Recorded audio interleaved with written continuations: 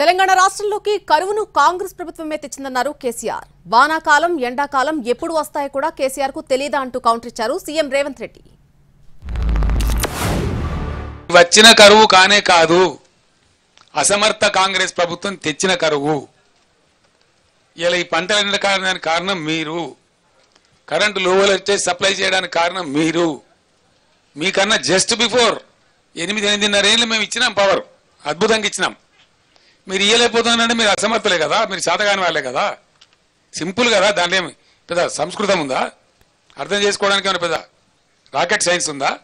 కాంగ్రెస్ వచ్చింది, కరువు వచ్చింది అంటున్నాడు. 80,000 పుస్తకాలు చదివిన చంద్రశేఖర్ రావు వానాకాలం ఎప్పుడు వస్తుంది, చలికాలం ఎప్పుడు వస్తుందో నీకు తెలియకుండా పోయిందా? జూలై, ఆగస్టు, సెప్టెంబర్, అక్టోబర్ వానాకాలం, నవంబరు, డిసెంబరు, జనవరి, ఫిబ్రవరి చలికాలం. కాంగ్రెస్ ఎప్పుడు అధికారంలోకి వచ్చింది? డిసెంబర్ 7 తారీఖు నాడు వచ్చింది. చలికాలంలో వానలు పడతాయా? సార్ ఒకవేళ వేసుకున్నప్పుడు వాన పడ్డట్టు అనిపిస్తే నాకు తెలియదు. మరి July, August, September, October, November, December 7 తారీఖు మేము ప్రమాణ స్వీకారం చేసే వరకు తమరే ముఖ్యమంత్రిగా ఉంటుంది, తమరి ప్రభుత్వమే అధికారంలో ఉండే. మరి తమరి పాపాలకే కదా వరుణదేవుడు భయపడిపోయి వానలు గురవక కరువు వచ్చింది. 100 రోజుల పాలనలో 200 మంది రైతులు ఆత్మహత్యలు చేసుకున్నారని చెప్పారు కేసీఆర్. నోటి మాటలు కాదు, చనిపోయిన రైతుల పేర్లు, ఊరి వివరాలు ఇస్తే నష్టపరిహారం చెల్లిస్తామని కౌంటర్ ఇచ్చారు సీఎం రేవంత్ రెడ్డి. 100 రోజుల పరిపాలనలో 200 మంది రైతులు ఆత్మహత్యలు. నేను కొద్దిగా బాధపడుకుంటూ మాట్లాడుతున్న ఆవేదనతో, ఎందుకంటే రైతులు మళ్ళా ఆత్మహత్య చేసుకునే దుస్థితి ఈ రాష్ట్రంలో వస్తుందని చెప్పి మేము కళ్ళ కూడా అనుకోలే. ఎందుకంటే చాలా వరకు పనులు మేము చేసి పెట్టినాం, పటిష్టంగా చేసి పెట్టినాం. మరి ఎందుకు సంభవిస్తున్నట్టు ఈ ఆత్మహత్యలు? పేర్లు చెప్పమను, పేరు ఊర్లు ఇవ్వమను, నష్టపరిహారం ఇద్దాం. 200 నెంబర్ చెప్పుడు కాదు, పేర్లు వాళ్ళ వివరాలు ఇవ్వమను, తప్పకుండా ప్రభుత్వం నుంచి వాళ్ళని ఆదుకుందాం. సూటిగా నేను చంద్రశేఖరరావుని అడుగుతున్నా, ఏ రైతు, ఏ ఊరు, అతని వివరాలు మాకు పంపుండి. నిజంగానే రైతులు చచ్చిపోయి ఉంటే రైతుల పట్ల సానుభూతి ఉన్న రైతు ప్రభుత్వం మాది, ఆ రైతు కుటుంబాలను ఆదుకునే బాధ్యత మాది. చంద్రశేఖరరావు గారికి 48 గంటలు సమయం ఇస్తున్న చనిపోయిన రైతుల 200 మంది రైతుల వివరాలు ప్రభుత్వానికి నివేదిక రూపంలో ఇవ్వాల్సిందిగా నేను వారిని కోరుతున్నా. కాంగ్రెస్ రాగానే కరెంటు కోతలు మొదలయ్యాయని అన్నారు కేసీఆర్. సూర్యాపేటలో మాట్లాడుతుండగా కరెంటు పోయి మైక్ కట్ అయిన విషయాన్ని కూడా చెప్పారాయన. కేసీఆర్ మైక్ కట్ అయింది కరెంటు పోవడం వల్ల కాదని, ఎవరు కట్ చేశారో, ఎందుకు కట్ చేశారో చూసుకోవాలన్నారు సీఎం రేవంత్ రెడ్డి. ఆనాడు కరెంటు పోతే వార్త, ఇవాళ కరెంటు ఉంటే వార్త అని కాడికి వచ్చింది. ఇది ఎందుకు వస్తుందండి నాకు అర్థం కాదు. ఒక సెటిల్డ్ సిస్టమ్, విద్యుత్ అనేది చిన్న విషయం కాదు కదా, నోటి మాటలు కాదు కదా, కట్టుకథలు పిట్టకథలు కాదు కదా, ఒక అద్భుతమైన వ్యవస్థ. దాన్ని తీర్చిదిద్ది 7.5-8 ఏళ్ళు అద్భుతంగా మేము మొత్తం ప్రజలకు సరఫరా చేసినాం. ఉన్నట్టు జరిగించలేని అసమర్థత ఏంది, అశక్తత ఏంది? కట్టిన ఇల్లు పెట్టిన పోయి కదా, దాన్ని నడిపించే తెలివి కూడా లేకపోతే ఎట్లా?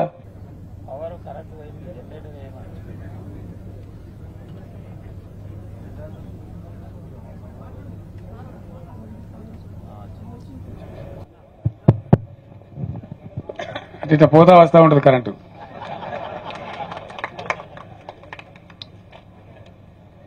ఇప్పుడు మనందరం ప్రత్యక్షంగా చూస్తా ఉన్నాం. విద్యుత్ గురించి మాట్లాడాను ఆయన, సూర్యాపేటలో మాట్లాడుతుంటే మైక్ ఆగింది. అసలు ఎంత సిగ్గులేనోడు అంటే, నేను మళ్ళీ విద్యుత్ అధికారులు అడిగిన, విద్యుత్ అధికారులు చెప్పాను, సార్ ఆయన ఉన్న ఏరియాలో కదా, సూర్యాపేట టౌన్లో ఏ సబ్ స్టేషన్లో కూడా 30 సెకండ్లు కూడా కరెంటు పోలేదని అధికారిక లెక్కలు చెప్పినాయి. ఆయన పెట్టుకున్నది కూడా జనరేటర్తో పెట్టుకున్నాడు. ఆయన పెట్టిన మైకు, ఆడ పెట్టిన సమావేశాన్ని కరెంటు కనెక్షన్ లేదు, జనరేటర్ కనెక్షన్ ఉంది. నీ జనరేటర్లో ఎవడు పుల్ల పెట్టిండో, నీ పార్టీలో ఎవడు కట్టే పెట్టిండో, ఆ 3 అడుగుల జగదీశ్వర్ రెడ్డి పడనోళ్ళు ఆ జిల్లాలో బొచ్చడి మంది ఉన్నారు. ఎవడు ఆ కనెక్షన్ వీకిండో, ఎవడు కనెక్షన్ పెట్టిండో ఎవడికి తెలుసా? నీ దాంట్లో ఉన్న బొక్కలు నువ్వు చక్కగా చూసుకోక ఇక చూసినావు కరెంటు కాంగ్రెస్ వాళ్ళు తీసిరని.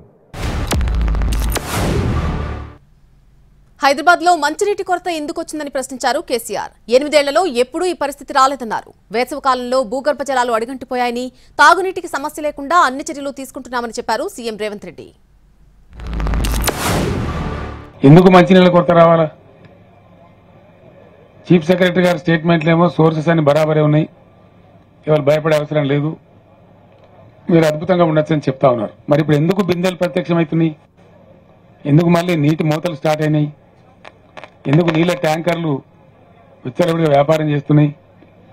హైదరాబాద్ సిటీలో కూడా ట్యాంకర్లు పెట్టాల్సిన దుస్థితి ఎందుకు దాపరిస్తా ఉంది? నాగార్జున సాగర్లా, శ్రీశైలంలో అన్నిట్లల్లా డెడ్ స్టోరేజ్కి వెళ్ళిపోయినాయి.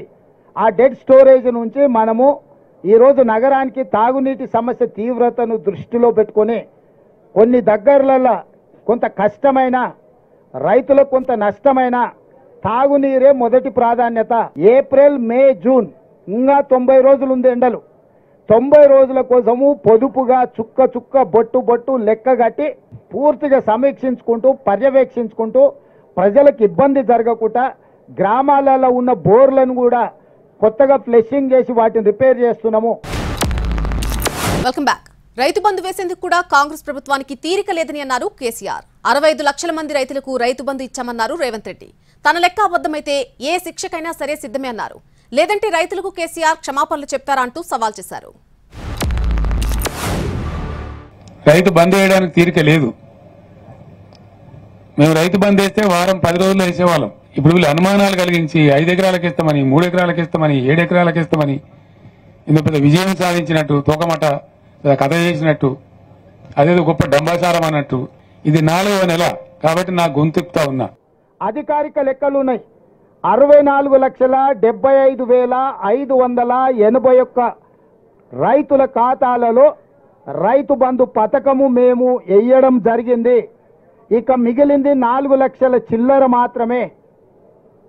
ఒకవేళ ఈ లెక్కలలో తప్పులు ఉంటే మీరు ఏ శిక్ష విధించినా మేము ఆ శిక్షను అనుభవించడానికి సిద్ధంగా ఉన్నాము. మేము చెప్పిన లెక్కలు నిజమైతే తెలంగాణ రైతాంగానికి నువ్వు ముక్కు నేలకు రాసి క్షమాపణ చెప్తావా అని చెప్పి నేను వారిని అడుగుతున్నా. రైతులను మోసం చేస్తుంటే చూస్తూ ఊరుకోమని రణరంగం సృష్టిస్తామని అన్నారు కేసీఆర్. తెలంగాణలో కేసీఆర్ రద్దయిన 1000 రూపాయల నోటుతో సమానమని ఎద్దేవా చేశారు సీఎం రేవంత్ రెడ్డి. బీఆర్ఎస్ కు కాలం చెల్లిపోయిందని అన్నారు రేవంత్ రెడ్డి. సుమారు ఒక 500 కోట్ల రూపాయలను పంచినాం రైతులకు మేము. ఇవాళ లేదండి, రాలేవని వాడికి అడిగే దిక్కు లేదు. ఓ మంత్రి ఓడు, ఓ ఎమ్మెల్యే ఓడు దొంగలుగా ముఖం సాటేసినట్టు. ముఖ్యమంత్రికి అయితే పట్టేది ఢిల్లీ యాత్రలే సరిపోతాయి. ఏది మరి నాకు అర్థం కాదు. ఎమ్మెల్యేలు ఓరు, ఎంపీలు ఓరు, మంత్రులు ఓరు, అధికారుల బృందాలు పంపారు. మేము ఒకటే మాట చెప్తాను, ఇవాళ ఏది ఏమైనా సరే, రణరంగమైనా సరే ఈ ప్రభుత్వాన్ని మెడలు పంచుతాం, వదిలిపెట్టం ఎట్టి పరిస్థితులలో. నీ పాపాలు కడుక్కోవడానికి ప్రజల దగ్గరికి వెళ్ళినావు. నీ పార్టీ ఖాతాలో 1500 కోట్ల రూపాయల దోపిడీ సొమ్ముంది. దోసుకున్న వాళ్ళు ఎలక్షన్ బాండ్లు ఇచ్చారు. 1500 కోట్ల రూపాయలు నీ ఖాతాలనే ఉన్నాయి. ఆ పాపం సొమ్ము ఒక 100 కోట్లు ప్రజలకు వంచిపెట్టినుంటే, ఆ నష్టపోయిన రైతులకు అంతో ఇంతో 100 కోట్ల ఆర్థిక సాయం నీ పార్టీ ఖాతా నుంచి ఇచ్చినుంటే నిజంగానే ఈ రైతుల పట్ల నీకు సానుభూతి ఉంది. ఎండిపోయింది ప్రజల పంట, దాని మీద కూడా రేపు పార్లమెంట్ ఎన్నికలలో లబ్ధి పొందాలని ఇట్లాంటి నక్కచిత్తుల వేషాలు ప్రజలకు తెలియవా? ఎన్నికలు లేకపోతే నువ్వు బయటకు వస్తుంటివా చంద్రశేఖరరావు? తెలంగాణ రాష్ట్రంలో 15 లక్షల ఎకరాలకు పైగా పంటలు ఎండిపోతున్నాయని అన్నారు కేసీఆర్. పంటలు ఎండని జిల్లానే లేదన్నారు. ఏ కారణంతో పంటలు ఎండబెడుతున్నారని కాంగ్రెస్ ప్రభుత్వాన్ని ప్రశ్నించారు మాజీ సీఎం. ఆయన చేసిన పాపాలను తమ ఖాతాలో వేయాలని చూస్తున్నారని కౌంటర్ ఇచ్చారు సీఎం రేవంత్ రెడ్డి. నాకుండే సమాచారం మేరకు 15 లక్షల పైచిలకు ఎకరాల పంటలు ఎండుతా ఉన్నాయి. పంటలు ఎండని జిల్లానే లేదు, పంటలు ఎండనటువంటి జిల్లానే లేదు. ఒక్క నల్లగొండ జిల్లాలోనే సాగర్ ఆయకట్టు మిగతాయి కలుపుకుంటే 3.5 లక్షల నుంచి 4 లక్షల మధ్య పంట ఎండిపోతా ఉంది. భయంకరంగా సాగర్ ఆయకట్లో కూడా చాలా తీవ్రంగా ఎండిపోయింది పంట. ఎందుకండి, ఏం కారణం చేత ఎండబెట్టింది మీరు సాగర్ ఆయకట్లో? నువ్వు చేసిన పాపాలను మా ఖాతాలో రాయాలని మీరు ప్రయత్నించడం ఏమన్నా మర్యాదగా ఉన్నదా చంద్రశేఖరరావు గారు? నీవు చేసిన కర్మ మాకు తగులుకున్నది. నువ్వు చేసిన పాపాలు ఎట్లా నీ పిల్లలకు తగులుకొని జైలు కోతురో, ముఖ్యమంత్రిగా ఈ రాష్ట్రానికి చేసిన నువ్వు అన్యాయము. ఆ వానకాలంలో వానలు పడకపోవడం వల్ల, 23లో వానలు పడకపోవడం వల్ల 24లో కరువు వచ్చింది. మేము వచ్చింది చలికాలం నుంచి ఎండాకాలం పోతున్నాం. నిజంగానే కాంగ్రెస్ వచ్చినాక కరువు వచ్చిందా లేదా అనేది రేపు వచ్చే జూలై నుంచి సెప్టెంబర్ వరకు వానలు పడుతున్నాయా, వానలు పడతలేవా, కాంగ్రెస్ వల్ల ఏమన్నా ప్రకృతి మన మీద పగబట్టిందని లెక్క అప్పుడు తెలుస్తుంది. డిసెంబర్ 9వ తేదీనే రైతు రుణాలు మాఫీ చేస్తామన్న హామీ ఏమైపోయిందని ప్రశ్నించారు బీఆర్ఎస్ అధినేత కేసీఆర్. ఎక్కడ నిద్రపోతున్నారని సీఎం రేవంత్ రెడ్డి నిలదీశారు. తాను ఇంట్లోనే పడుకుంటున్నానని, ఫామ్ హౌస్ లో పడుకోవడం లేదని కౌంటర్ ఇచ్చారు రేవంత్ రెడ్డి. కేసీఆర్ కొత్త మాఫీ చేసిండు, ₹1,00,000 రుణం మాఫీ అయింది కాబట్టి ఉరుకుని మీరు బ్యాంకులకు పరిగెత్తుండ్రి. మీరు లగెత్తిపోయి మళ్ళీ 2 లక్షలు తెచ్చుకోండి. డిసెంబర్ 9 నాడు మొత్తం మాఫీ. డిసెంబర్ 9 ఎన్ని రోజులు అయిందండి? 4వ మాసం నడుస్తా ఉంది ప్రభుత్వం వచ్చి. ఈ డ్రామాలు కాదు కదా. When December 9 has gone, Mr. Chief Minister, where are you sleeping? I am asking you. Revanth Reddy ఎక్కడ వండుకోలే. రేవంత్ రెడ్డి వాళ్ళ ఇంట్లోనే వండుకుంటుండు, ప్రతిపక్షంలో ఎక్కడ వండుకుంటూ ఇప్పుడు అక్కడనే వండుకుంటుండు.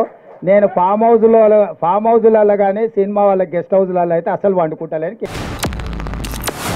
కాంగ్రెస్ ప్రభుత్వ అసమర్థత వల్లే పంటలు ఎండిపోయాయని అన్నారు కేసీఆర్. నష్టపోయిన రైతులకు ప్రతి ఎకరానికి 25,000 రూపాయల పరిహారం చెల్లించాలని డిమాండ్ చేశారు. ఎన్నికల కోడ్ అమల్లో ఉన్నందున పాలనంతా ఎన్నికల సంఘం చేతుల్లో ఉందన్నారు సీఎం రేవంత్ రెడ్డి. తాము కూడా రైతులకు న్యాయం చేయాలని చూస్తున్నట్టుగా చెప్తారు.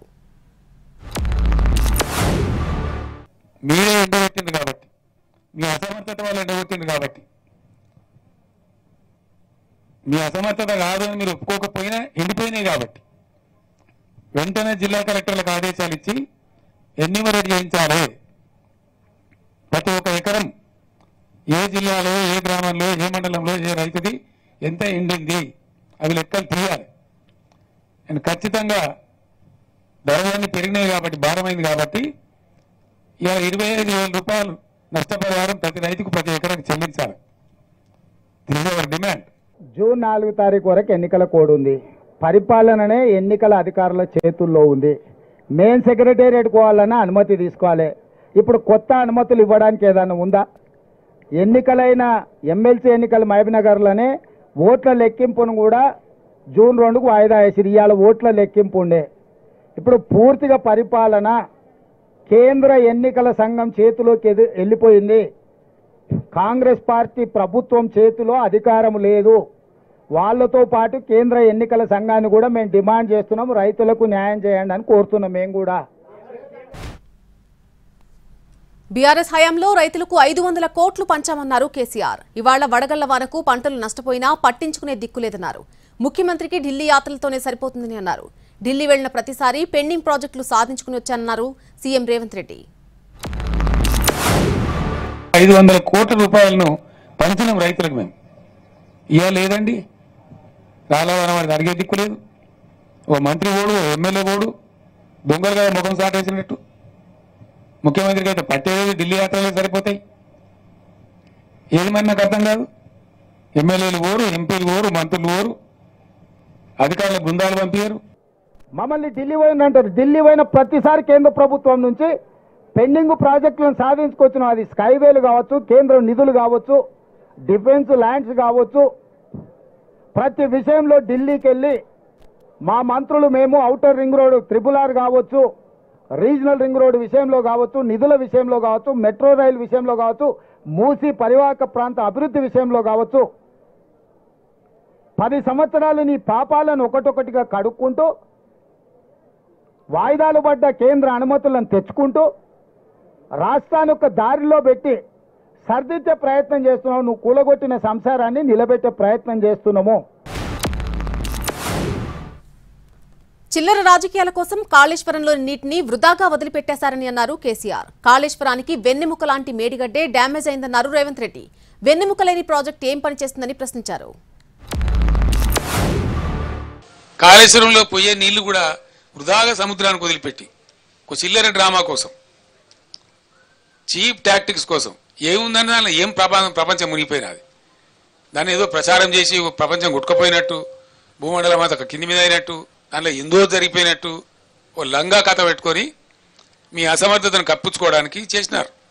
పోయే నీళ్ళని వృధా వదిలిపెట్టినారు. మొన్నటి వరకు విచిత్రం ఏంటంటే మొన్నటి వరకు కూడా 6,000, 7,000, 8,000 క్యూసెక్లు పోయినాయి. సింగిల్ మోటార్ నడిపి కూడా కాలువలు నడిపించచ్చు, నీళ్ళు నడపచ్చు, బ్రహ్మాండంగా నడపండొచ్చు. ఆయన కాళేశ్వరంలో ఒకటో రెండో ఊళ్ళో మేడిగడ్డ అక్కడ పిల్లర్స్ మనిషికి వెన్నెముక ఎట్లాంటిదో అట్లాంటిది. మనిషికి వెన్నెముక ఇరిగింది అనుకో దేనికి వనికిరాడు, ఉన్నాడా అంటే ఉన్నాడా అన్నట్టు అనిపిస్తుంది, మంచం మీద వండి ఉంటాడు. ఇవాళ మేడిగడ్డ కూలిపోవడం కూడా కాళేశ్వరం ప్రాజెక్టుకు వెన్నుపూస లాంటిది. వెన్నుపూసనే ఇరిగిపోయింది, దాన్ని ఎట్లా మరమ్మత్తు చేయాలని నిపుణులతో చర్చిస్తున్నాము. ఆల్రెడీ అన్నారంలో బొక్కబడి నీళ్లు బయటకు పోతున్నాయి. ఇండ్ల నుంచి ఎత్తి అండ్లకు పోసి అండ్ల నుంచి ఎత్తి పైదానికి పోయడానికి అన్ని బగిలే ఉన్నాయి కదా. కేసీఆర్ మాటలు తిక్కలోటి తిరణాలకు పోతున్నట్టే ఎక్కడానికి దిగడానికి సరిపోయిందంట. కాంగ్రెస్ కు ఒక్క ఓటు వేసినా బీజేపీకి లాభం చేసినట్టు అవుతుందన్నారు మాజీ మంత్రి కేటీఆర్. సీఎం రేవంత్ రెడ్డి రాహుల్ కోసం పనిచేస్తున్నారా లేక మోడీ కోసం పనిచేస్తున్నారా అర్థం కావడం లేదని అన్నారు. ఇక బీఆర్ఎస్ బీజేపీ ఒకటే అంటూ కౌంటర్ ఇచ్చారు సీఎం రేవంత్ రెడ్డి. బీఆర్ఎస్ కు ఓటు వేసినా దండగే అన్నారు.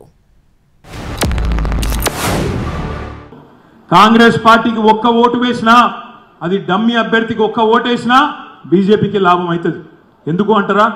ఇవాళ మీరు చూడండి, ఇక్కడ ఉన్న రేవంత్ రెడ్డి గారు ఎవరి కోసం పనిచేస్తుండో నాకైతే అర్థమైతలేదు. మోడీ చోర్ హే అని రాహుల్ గాంధీ అంటాడు. ఇక్కడ రేవంత్ రెడ్డి ఏమంటుండు? నై చోర్ నహీ హమారే బడే బాయి హై, ఓ చోర్ నహీ బడే బాయి హై. నేను అడుగుతున్నా ఇక్కడుండే మా సోదరులను, అసలు ఈయన రాహుల్ గాంధీ కోసం పనిచేస్తున్నా మోడీ కోసం పనిచేస్తుండే? కాంగ్రెస్ కు 40 వస్తాయంటే మోడీకి 400 వస్తాయని ఒప్పుకున్నట్టే కదా. వీడు ఎవరిని సపోర్ట్ చేస్తున్నట్టు? నేనేం చెప్తున్నా, మోడీ వీడు ఒకటే రాని ఆయన వీని ఓటేస్తే మోడీకి వేసినట్టే అని. పోనీ ఈ మొనగానికి రాష్ట్రంలో ఒకటో రెండో ఇస్తే ఎవరికి మద్దతు ఇస్తాడు? మేమైతే లోపలికి రానియం. వాళ్ళకు పడకపోతే ఎవరికి ఇస్తాడు? ఆయనకు ఓటేస్తే దండగానే కదా. అంటే వాళ్ళ మాటల వెనకాల ఉన్న మర్మం మీరు ఆలోచన చేయరు. వాళ్ళు ఏంది కాంగ్రెస్కు 40 రావాలని కోరుకుంటారు, ఎందుకంటే వాళ్ళ బాసు మోడీ గెలవాలని. వాళ్ళు మోడీతోనే అంటగాకి వాళ్ళు బెయిల్ల కోసము కేసుల నుంచి రక్షణ కోసం ఢిల్లీకి పోయి కాళ్ళు పట్టుకొని వాళ్ళు కప్పం కడుతున్నారు మోడీకి. మా గురించి ఏంది మాట్లాడేది? పార్లమెంట్ ఎన్నికలు అయిపోగానే రేవంత్ రెడ్డి బీజేపీలోకి జంప్ అయిపోతారని అన్నారు మాజీ మంత్రి కేటీఆర్. ఆయనవన్నీ పోరంబోకు మాటలని మందు కళ్ళు తాగిన వాళ్ళ మాట్లాడుతున్నారని కౌంటర్ ఇచ్చారు రేవంత్ రెడ్డి. పార్లమెంట్ ఎన్నికల తర్వాత కాంగ్రెస్ పార్టీలకు వెళ్ళి ఫస్ట్ జంపింగ్ జపాంగే రేవంత్ రెడ్డి అనే మాట యాద పెట్టుకోండి. బీజేపీలకు జంప్ అయ్యే మొదటి మనిషి రేవంత్ రెడ్డి అనే మాట మీరు యాద పెట్టుకోండి. ఎందుకంటే ఆయన లెక్క ఆయనకున్నది. ఆయన ఏ పార్టీలో టికాన్ ఉండడు. మొదలు బీజేపీ 2001 ఆ టైంలో, తర్వాత టీఆర్ఎస్, తర్వాత టీడీపీ, తర్వాత కాంగ్రెస్, రేపు మళ్ళా మాతృ సంస్థ బీజేపీలకు పక్కా పోతాడు.